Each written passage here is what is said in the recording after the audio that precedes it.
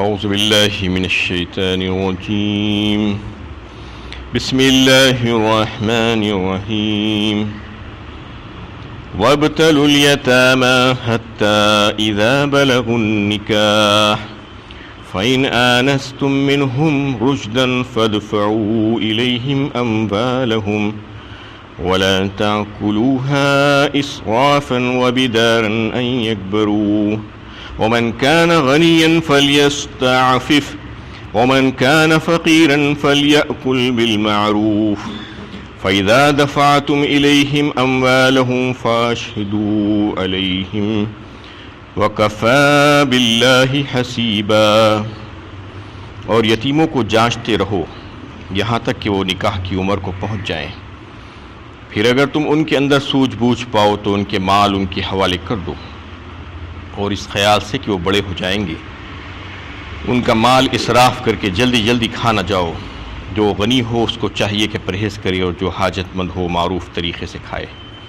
پھر جب ان کا مال ان کے حوالے کرو تو اس پر گواہ بنا لو، اور اللہ حساب لینے کے لیے کافی ہے۔ یہ سورہ نساء کی 6 آیت ہے، 6 نمبر کی آیت ہے۔ اس سے پچھلی آیت میں یہ بات معلوم ہو چکی تھی کہ جو ناسمجھ ہے، کم عقل ہے، جن کو ابھی سوجھ بوجھ نہیں آئی ہے، وہ ان یتیموں کو ان کا مال حوالے نہیں کرنا ہے۔ وَلَا تُؤْتُوا السُّفَهَاءَ أَمْوَالَكُمُ الَّتِي جَعَلَ اللَّهُ لَكُمْ رِزْقًا قِيَامًا فِيهَا رِزْقًا۔ تو اس میں یہ بات واضح کر دی گئی تھی کہ جو ناسمجھ ہیں ان کو اگر تم مال ان کے حوالے کر دو گے تو وہ مال کو ضائع کر دیں گے، جس مال کو ہم نے تمہارے لیے زندگی گزارنے کا ذریعہ بنایا ہے، یعنی ذریعہ معاش مال ہی ہے، تو اس کو حفاظت سے رکھنا۔ وہ یتیم بچوں کا جو مال ہے، جو تم ان کے ولی ہو، تو اس کی نگرانی اور نگہداشت کرتے ہوئے مال کو ان تک پہنچانے کی کوشش کرنا اس وقت جب وہ اچھے طریقے سے سمجھدار ہو جائیں۔ یہاں پر بھی اس کو یہ بتایا گیا ہے کہ وَابْتَلُوا الْيَتَامَى حَتَّى إِذَا بَلَغُوا النِّكَاحَ، آزمائش کرو، امتحان کرو، جانچتے رہو یتیموں کو، یعنی کس طریقے سے پہلے تو ان کی تعلیم اور تربیت ہونا چاہیے جو یتیم بچے ہیں، اس کے بعد پھر ان کی آزمائش اور امتحان کچھ اس طریقے سے کرنا کہ تم کو معلوم ہونے لگے، محسوس ہونے لگے کہ ان میں سمجھداری آ گئی ہے، اور اب وہ اچھے اور بھلے کو اور برے کو جو ہے پہچان سکتے ہیں، اور اپنے مال کی خود حفاظت اور نگرانی کر سکتے ہیں، تو اس وقت تم ان کا مال ان کے حوالے کرنا۔ تو امتحان لینے کے لیے کچھ جو ہے ایسے طریقے اپنانا کہ چھوٹے چھوٹے معاملات میں ان کو کچھ پیسے دینا، اور خرید و فروخت کے لیے کہنا کہ وہ پیسے لے کر جا کر وہ کام کس طریقے سے کرتے ہیں، یہ پیسے دے کر پھر واپس جو پیسہ آنا ہے وہ پیسہ گن کر برابر طریقے سے اچھی طریقے سے حفاظت سے لے کر آ رہے ہیں یا نہیں آ رہے ہیں۔ یہ چھوٹے چھوٹے جو ہے آزمائشی طریقے ہوتے ہیں، وہ آزمائش ان کے بالغ ہونے سے پہلے تم کرتے رہو اور دیکھتے رہو ان کی اچھی تعلیم و تربیت کر کے، کہ جب وہ اس قابل ہو جائیں تو پھر ان کا مال ان کے حوالے کر دینا چاہیے۔ تو اس میں جو بات اللہ تعالیٰ نے بتائی کہ حتیٰ اذا بلغوا النکاح، جو نکاح کے قریب ہو جائیں اور نکاح کے قابل ہو جائیں، یعنی بالغ ہو جائیں۔ تو بالغ ہونے کی عمر شریعت میں کیا ہے؟ حضرت امام اعظم ابو حنیفہ رحمۃ اللہ علیہ کے نزدیک لڑکی اور لڑکے کی عمر جو ہے بالغ ہونے کی 15 سال ہے، یعنی شرعاً جب وہ 15 سال کے ہو جائیں گے، چاہے وہ لڑکا ہو یا لڑکی ہو، تو اس کو بالغ سمجھا جائے گا۔ تو یہ نکاح کی عمر تو یہاں پر اللہ تعالیٰ نے بتا دی کہ نکاح کی عمر ہونے تک ان کا امتحان لیتے رہو، ان کی آزمائش کرتے رہو کہ وہ اس قابل ہو گئے ہیں یا نہیں ہو گئے ہیں، شعور ان میں آ گیا ہے یا نہیں، اور صلاحیتیں اگر ان میں پیدا ہو گئی ہے تو پھر ان کا مال ان کے حوالے کرنا ہے۔ فَإِنْ آنَسْتُم مِّنْهُمْ رُشْدًا فَادْفَعُوا إِلَيْهِمْ أَمْوَالَهُمْ، اور ایک بات اللہ تعالیٰ نے اس پر پھر سے بتائی، پھر اگر تم ان کے اندر سوجھ بوجھ پاؤ تو ان کا مال ان کے حوالے کرو۔ سن رشد کا جو ہے ذکر یہاں پر کیا، سب سے پہلے تو بلغ النکاح کہا، نکاح کی عمر کو، یعنی بالغ ہو جائیں۔ اس کے بعد فرماتے ہیں پھر کہ جب وہ یعنی تم ان میں ایسی سوجھ بوجھ کی عمر پاؤ، یعنی وہ جو ہے تم ان میں محسوس کرنے لگو کہ وہ اپنے مال کی اب مکمل طور پر حفاظت کر سکتے ہیں، تو جب ان کا مال ان کے حوالے کرنا۔ کہ سوجھ بوجھ کی عمر کون سی ہے؟ قرآن کریم میں تو کہیں پر یہ نہیں بتایا گیا، اس بات کی تصریح نہیں ہوئی کہ یہ سوجھ بوجھ کی عمر کتنی ہوگی۔ بالغ ہونے کی عمر کی تو جو ہے مختلف حوالوں سے یہ بات ملتی ہے، اور پھر امام اعظم ابو حنیفہ نے جو فرمایا کہ 15 سال کی عمر۔ اب سوجھ بوجھ کی عمر کون سی عمر ہے؟ زیادہ تر فقہا کی یہ رائے ہے سوجھ بوجھ کی عمر۔ بعض یہ فقہا یہ کہتے ہیں کہ جب تک کہ جو ہے اس کو اچھی صلاحیت اور سمجھداری اور دانشمندی نہ آ جائے اس بچے کے پاس، وہ سوجھ بوجھ کی عمر ہوگی۔ اس وقت تک اس کا جو سابقہ ولی ہے وہی اس کے مال کی جو ہے اس کے پاس امانت رہے گی، اور وہی اس کی حفاظت کرتے رہے گا، چاہے وہ عمر ساری عمر ہی کیوں نہ گزر جائے سوجھ بوجھ کی عمر پانے کے لیے۔ لیکن حضرت امام اعظم ابو حنیفہ رحمۃ اللہ علیہ نے تحقیق جو کی ہے، ان کی تحقیق کے مطابق یہ ہے کہ بچپن کا جو اثر ہوتا ہے وہ بالغ ہونے کے مزید 10 سال بعد تک بھی رہتا ہے، یعنی بالغ ہونے کی عمر 15 سال جو بتائی گئی ہے کہ اس کے مزید 10 سال تک بچپن کا اثر رہتا ہے، اس کے بعد وہ بچپن کا اثر ختم ہو جاتا ہے۔ مطلب یہ ہے کہ 15 سال اور 10 سال ملا کر کل ملا کر 25 سال ہوئے۔ 25 سال میں ایک حساب سے جو ہے بچوں میں اس قسم کی دانشمندی اور صلاحیت آ جاتی ہے عام طور پر کہ وہ اس کو جو ہے اپنے مال اور اپنے اچھے اور برے کی تمیز ان کے پاس آ جاتی ہے۔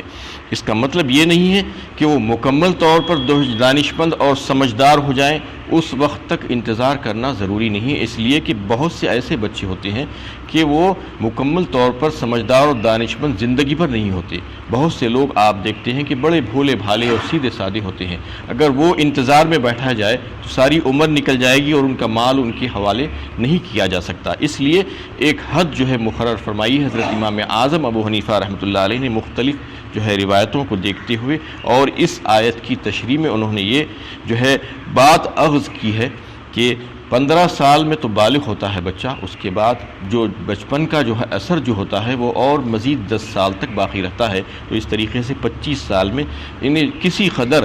دانشمندی اور صلاحیت بچے میں آ جاتی ہے کہ وہ اپنے مال کی خود حفاظت کر سکے۔ یہ اور بات ہے کہ کوئی اگر پاگل اور مجنون ہو تو پھر اس کا معاملہ تو نابالغ بچوں کی طرح ہی ہوگا، اس کا جو ہے مسئلہ جو ہے ان نابالغ بچوں کے ساتھ حکم آئے گا۔ اس میں بات واضح ہو گئی کہ فَإِنْ آنَسْتُم مِّنْهُمْ رُشْدًا فَادْفَعُوا إِلَيْهِمْ أَمْوَالَهُم، تو اس وقت تم ان کے مال ان کے حوالے کر دو۔ وَلَا تَأْكُلُوهَا إِسْرَافًا وَبِدَارًا أَن يَكْبَرُوا، اور فوراً بعد اس آیت میں اس کے اگلے حصے میں اللہ تعالیٰ یہ بتانا چاہ رہے ہیں کہ تم اگر جو ہے ان کے بڑے ہو جانے کی وجہ سے خطرے سے جو ہے وہ مال روک کر رکھ لو گے یا جلدی خرچ کرنے کی کوشش کرو گے، جیسا کہ اس سے آیت کے پہلے حصے میں یہ بات بتائی گئی کہ اچھی طریقے سے ان کی جانچ پڑتال کر لو کہ وہ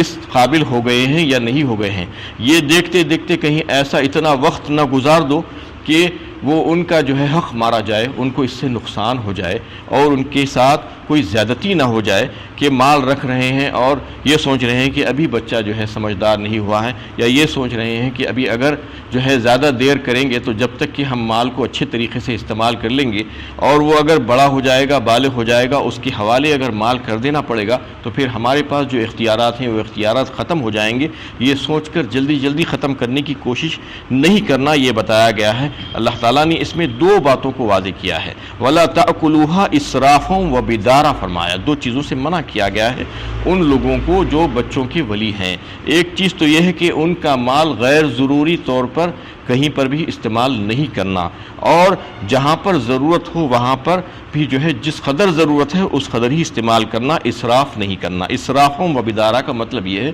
کہ جہاں پر ضرورت ہو ضرورت کے مطابق خرچ کرنا، زیادہ نہیں خرچ کرنا، اور جہاں پر ضرورت نہ ہو بیکار میں غیر ضروری وہ مال کو ان کے استعمال نہیں کرنا، اور یہ سوچ کر کہ کہیں بڑے ہو جائیں گے تو پھر ان کا مال ان کے حوالے کر دینا پڑے گا، جلدی کھا جانے کی کوشش بالکل نہیں کرنا۔ یہ دو چیزوں کا لحاظ ہمیشہ جو ہے اس بچے کے ولی کے ساتھ جو ہے ہونا چاہیے۔ فَإِذَا وَمَنْ كَانَ غَنِيًّا فَلْيَسْتَعْفِفْ، اور پھر جو ہے یہ بات کو بھی واضح کر دیا گیا کہ جو بچے کا ولی ہو تو وہ اپنا وقت اور اپنی محنت اس بچے کے پیچھے لگاتا ہے، نہ صرف اس کی تربیت اور تعلیم کے لیے بلکہ اس کے مال کی حفاظت کے لیے ایک بڑا عرصہ جو ہے اس کے پیچھے لگاتا ہے، تو کیا وہ اپنا حق الخدمت لے سکتا ہے؟ اس میں یہ بات واضح کی گئی ہے کہ وہ محنت جو کر رہا ہے، جو وقت اپنا لگا رہا ہے، تو اس کے عوض میں کیا وہ کچھ پیسہ اس سے معاوضے کے طور پر لے سکتا ہے؟ تو اللہ تعالیٰ نے اس کو واضح فرمایا، وَمَنْ كَانَ غَنِيًّا فَلْيَسْتَعْفِفْ، اور اگر کوئی مالدار ہو اور اس کو حاجت نہ ہو اور اس کے پاس دوسرے ذرائع موجود ہو معاش کے کہ وہ اپنے اہل و عیال کی جو ہے کفالت کر سکتا ہو، تو پھر یہ اس کے اوپر ذمہ داری ہے، یہ خدمت واجب ہے اس کے اوپر، اس کو جو ہے اس بچے کے پیسے میں سے کسی بھی قسم کا کوئی مال لینے کا اختیار نہیں ہوگا اور یہ شرعاً جائز نہیں ہوگا۔ یعنی اس صورت میں جب اس کے پاس خود اس کا اپنا مال ہو یا اور ایسے کوئی ذرائع موجود ہو جس کے ذریعے سے وہ اپنے اہل و عیال کی کفالت کر سکے، تو پھر اس کے لیے چاہیے کہ وہ ایسے ہی خدمت کرے اللہ کے لیے اور اس بچے کے مال میں سے کچھ بھی نہ لے۔ وَمَنْ كَانَ فَقِيرًا فَلْيَأْكُلْ بِالْمَعْرُوفِ، اور دوسری صورت یہ ہے کہ اگر کوئی فقیر ہے، محتاج ہے، مجبور ہے اور اس کے پاس کچھ بھی نہیں ہے اور وہ جو ہے اپنے اہل و عیال کی کفالت نہیں کر سکتا، تو اس صورت میں وہ جو ہے ضرورت کے مطابق اس میں سے مال لے سکتا ہے، اس بچے کے مال میں سے جتنی اس کو ضرورت ہے اس کے اہل و عیال کے لیے، وہ پیسہ اس میں سے وہ مال لے کر خرچ کر سکتا ہے اگر وہ فقیر ہے اور مجبور ہے اور محتاج ہے۔ تو اس جو ہے فقرے سے یہ بات معلوم ہوتی ہے کہ فقہی جو ہے ضابطہ یہ نکلتا ہے، اصول یہ نکلتا ہے کہ جو بھی اس قسم کے خدمات انجام دیتے ہیں، نہ صرف انہیں یتیموں کے مال کی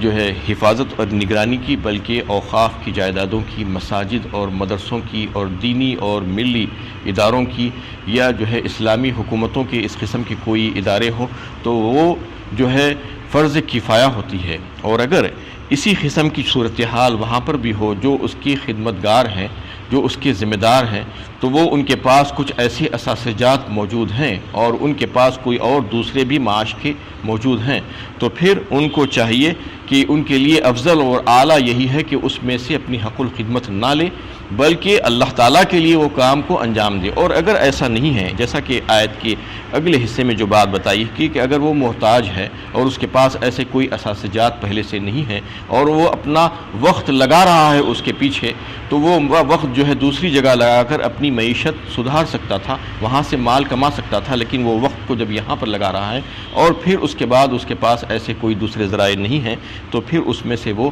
حسب ضرورت لے سکتا ہے۔ یہ بات بھی اس سے واضح ہو جاتی ہے۔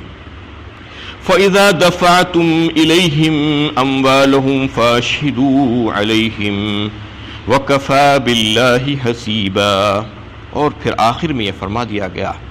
کہ یہ تمام جو ہے امتحان اور آزمائش سے گزرنے کے بعد، بچوں کو دیکھ لینے کے بعد کہ وہ مال لینے کے قابل ہو گئے ہیں اور اس کی حفاظت اور نگرانی کے قابل ہو گئے ہیں، تو پھر ان کا مال ان کے حوالے کرنا کیسے کرنا کہ گواہوں کی نگرانی میں گواہ بنا لینا جب مال ان کے حوالے کرو گے، کیونکہ گواہ جو ہے اس وقت کام آتے ہیں جب کوئی نزاع اور اختلافات جو ہے پیدا ہو جائیں بعد میں۔ یہ اس وجہ سے کہ ان کا مال تم نے جو ہے حفاظت سے رکھا تھا اور اس میں سے کتنا خرچ کیا اور کتنا بچا اور کتنا مال تم ان کے حوالے کر رہے ہو، یہ بات گواہوں کے سامنے بھی لا دینا، کیونکہ ہو سکتا ہے کہ بعض وقت تمہاری امانت اور تمہاری جو ہے اس میں اگر خیانت تم کر رہے ہو تو اس کے بارے میں لوگوں کو تو علم نہیں ہوگا، لیکن اللہ تعالیٰ تو علیم و خبیر ہیں۔ آیت کے بالکل آخری حصے میں یہ فرمایا جا رہا ہے کہ وَكَفَى بِاللَّهِ حَسِيبًا، اللہ تعالیٰ حساب لینے کے لیے کافی ہے۔ حالانکہ گواہ بنانے کے لیے کہا گیا ہے، کیونکہ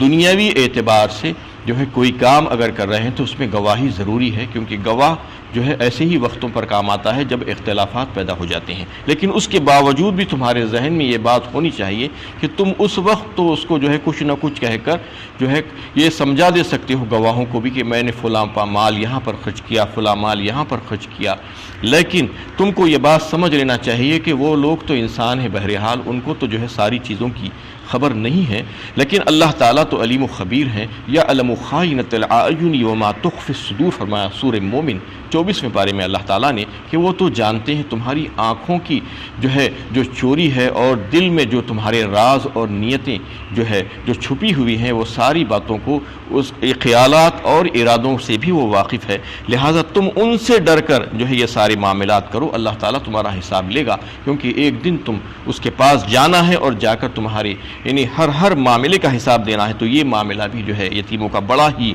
اہم ہے اور ذمہ داری ہے، اس کو یہ سمجھ کر ادا کرنے کی کوشش کرو۔ اور اگر تم واقعی میں جو ہے مالدار ہو اور تمہیں حاجت نہیں ہے تو پھر تم اس مال میں سے کچھ بھی نہیں لینا، یہ تمہارے لیے جائز نہیں ہوگا۔ اور اگر تم مالدار نہیں ہو اور تمہیں حاجت ہے تو پھر اس میں سے بقدر ضرورت لینا، اس سے زیادہ نہیں لینا۔ اور یہ سارے حسابات و کتابات جو ہے تم اچھی طریقے سے رکھنا، ان گواہوں کے سامنے پیش بھی کر دینا، لیکن ذہن میں یہ بات رہنا پیش نظر کہ اللہ تعالیٰ مجھے دیکھ رہا ہے اور وہ حساب لینے کے لیے کافی ہے۔ وآخر دعوانا ان الحمد للہ رب العالمین۔